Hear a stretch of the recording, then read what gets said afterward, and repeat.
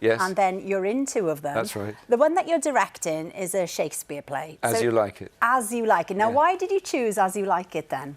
It's a good question. I've done a lot of serious Shakespeare tragedies and histories with a lot of blood and gore and angst. And I just felt compelled by As You Like It. It's a wonderful play of spontaneous young love. And I've not been in it, so I have no baggage about having been in it. I've seen it, of course.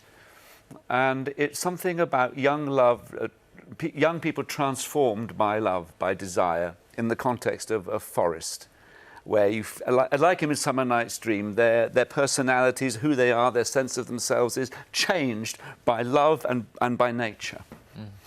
And your career has spanned 4 decades, and we wondered where your love of acting started. I suppose it started when my mother played me on an old vinyl record, recordings of Laurence Olivier's speaking Hamlet and Henry V, the soliloquies from those 2 films, in fact. Yeah, that's quite high. It was. I didn't understand it all. She told me the story of Hamlet, and I knew the story of the Battle of Agincourt a bit, but it was the mesmeric quality of Olivier's voice. It was a real instance of a voice. That's where my love of classical music comes well, from. it was the musicality and the dramatic intonation in Olivier's voice. I didn't understand it all, but it was the build and the rise of the inflections that just seduced my ear. And how old were you then? Around about 8 or 9. My God, we were doing Little Red Riding Hood. I just read The Tiger That Came to Tea. Rafe, we talked about it, 3 plays. It's quite a lot of work. You're in rehearsals right now, though. How are they going? Well, there's a kind of workshop, messy stage where you look at this. It's a wonderful play by David Hare called Grace Pervades.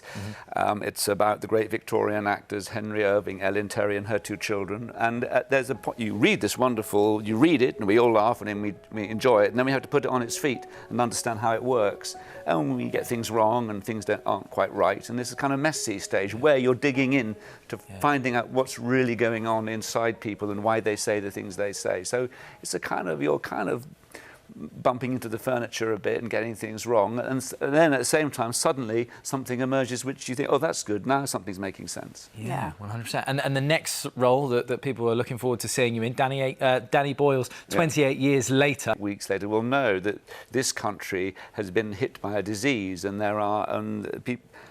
people are infected by rage. At its heart, it's a family story. The central dynamic is between a mother and son, and I end up attempting to help them.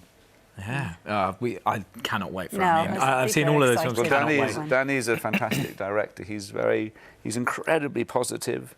And he brings out not just of the actors but of the crew a real willingness and a joy about being there, and his own excitement is very infectious. Yeah, fantastic. He's a lovely man, isn't he? Well, you can hear much more about 28 years later when Danny Boyle and actors Aaron Taylor-Johnson and Jodie Comer join us in a few weeks' time. And